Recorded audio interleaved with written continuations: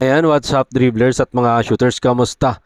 Kamusta po kayo? Talk and text tropang Giga, tinakasan nga po ang Barangay Ginebra San Miguel para itulak ang kanilang Game 7.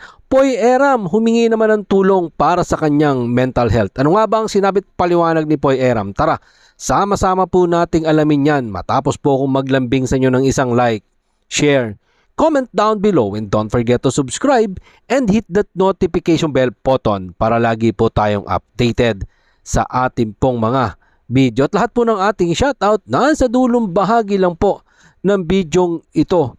Tumakas nga po ang Talk and Text tropang Giga sa Barangay Ginebra San Miguel para ikasa ang kanilang Game 7. Hindi nga po sinayang ng mga bata ni Coach Chot Reyes ang pagpunta ng Smart Araneta Coliseum ni veteran guard Jason Castro.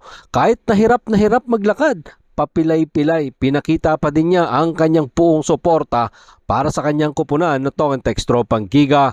Nagtulong naman sa panalo ng Talk and Text tropang Giga sina Import Ronde Hollis Jefferson, Ray ng Batak at Poy Eram para kunin ang panalo 87-83 dyan sa loob ng Smart Araneta Coliseum. Para muling itakda ang kanilang Game 7, definitely wala na pong puka sa dalawang kupunan. Kung sino ang mananalo, siya po ang tatanghaling kampiyon sa 49 season ng PBA Commissioner's Cup. Sinabi nga po ni Coach Chot Reyes na kailangan nilang maglaro, manalo man o matalo, basta nga daw po mahalaga ay lumaban sila. Narito po ang mga sinabi ni Coach Chot Reyes sa ulat ni Tennyson Ray Dalupang ng Inquirer. Sabi ko, kunin natin ang pagkakataong ito. Lumabas tayo at maglaro ng malakas. Kung matatalo tayo, talo tayo. Pero at least hindi tayo bababa ng walang laban. And credit to the guys, binigay lang nila ang lahat. Dalawang gabi nga po makalipas nang matalo sila sa Game 5. Pero meron pang mga drama dyan sa pagitan nga po ni na Coach Chot Reyes at Poy Eram. Matapos mapagalitan si Eram, bumawi ang TNT Pigman matapos nga po siyang magambag ng kanyang 14 points, 6 na rebound. Ito din ang kanyang mahusay na performance sa seryeng ito. Nakatuwang po niya dyan ang kanilang import na si Ronde Hollis Jefferson na mayroong 29 points. Si Ray ng Batak na siya pong tinangal na best player of the game, mayroong 23 points. Nagambag din si Calvin Optana ng 14.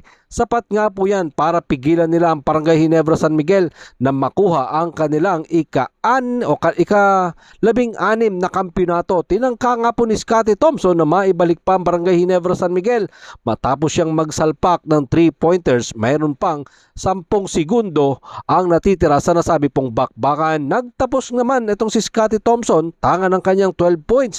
Si Justin Brownlee mayroon 22. Si RJ Abarientos finally nakapag-ambag na pero talo etong kanyang kupunan na Barangay Ginebra San Miguel.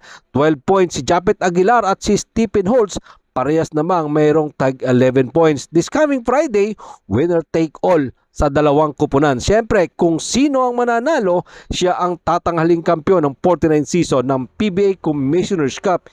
Yan nga po ang ating tutunghayan this coming Friday. Diyan po yan gagawin sa loob ng Smart Araneta Coliseum. At eto, punta naman po tayo sa ating second items patungkol sa naging drama ni Poy Eram at ni Coach Chot Reyes. Matapos nga po ang drama sa Game 5, ito, nagpakita ng magandang performance si Poy Eram. Inamin nga po ni Talk and Text tropang Giga Pigman na kailangan talaga niya ng professional na tulong para tugunan ang kanyang mga personal na issue dahil last game, mga shooter sa Game 5 ay naging headline nga po itong si Poy Eram sa lahat ng sports news channel matapos nga po ang kanilang pangayan ng kanyang head coach na si Coach Chot Reyes. Narito po ang mga sinabi ni Poy Eram sa ulat ni Justin Bacnis ng Tie Breaker Time. I'm seeking help para moving forward, hindi lang para sa team, para na rin sa pamilya ko and syempre sa trabaho ko kasi if I don't seek help, mahihirapan ako. Naging emotional nga po si Eram sa pagkatalo ng Talk and Text tropang Giga sa Game 5. Inamin nga po ng 35 years old Pigman na sobrang dinala niya ang pagkawala ng kanyang ama last February. Narito pa po mga dagdag na pahayag ni Poy Eram sa ulat pa din po yan ni Justin Bacnis ng Tie Breaker Times. Since nung mamatay yung papa ko, I've been really in hard place pero hindi ko siya na-address. So ngayon, parang nagbabayad ako kasi lalo na pressure ngayon. Tapos ang daming nangyayari. Yan nga po naging paliwanag ng 12 years pro veteran na si Poy Eram na huli ay maituturing nga pong magandang humingi nga po siya ng tulong para matugunan ang kanyang kinakaharap na issue para kasing may panic attack itong si Poy Eram mga shooters, no? Yun lang po yung aking sa palagay, para siyang mayroong panic attack. Narito pa po mga dagdag na sinabi ni Poy Eram. Sa ulat pa din po yan ni Justin Bacnis ng Tiebreaker Time. Sa akin lang, kailangan ko talaga ng tulong. Hindi ko sasabihin na lalaki ako, hindi kailangan ko talaga ng tulong. I've been in this situation, nakatulong sa akin yung last. So ngayon, kailangan ko talaga moving forward for my career. If I wanna play, para maliwanagan ulit ako, and then, para maging okay din sa pamilya ko. Baka mga shooters nakatulong din kay Poy Eram yung kinausap siya ni Boss Al Francis Chua. Kasi ganda talaga na naging performance. Ganda ng ipinakita niya mga shooters, lalo na imagine best performance ito ni Poy Eram ngayong series na to. Meron siyang 14 points, 6 rebound, nakatulong siya sa kanyang kupunan na madala sa Game 7 ang kanilang bakbakan. Narito po ang huling bahagi ng pahayag ni Poy Eram. Sa ulat pa din po yan ni Justin Bacnis ng Tiebreaker Time.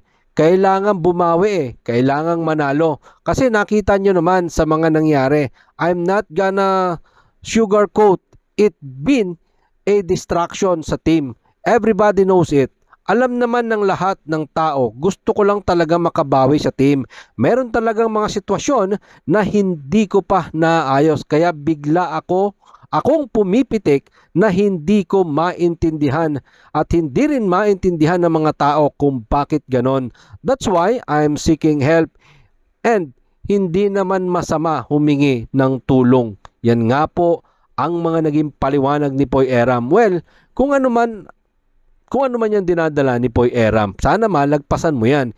Yung isa lang mga shooters, dapat pag nasa work, work, ano man ang meron tayo sa bahay. Pero hindi natin kasi alam kung ano talaga yung sitwasyon ni Poy Eram. Kaya napakahirap din talaga magbigay ng komento dito sa nangyayari kay Poy Eram.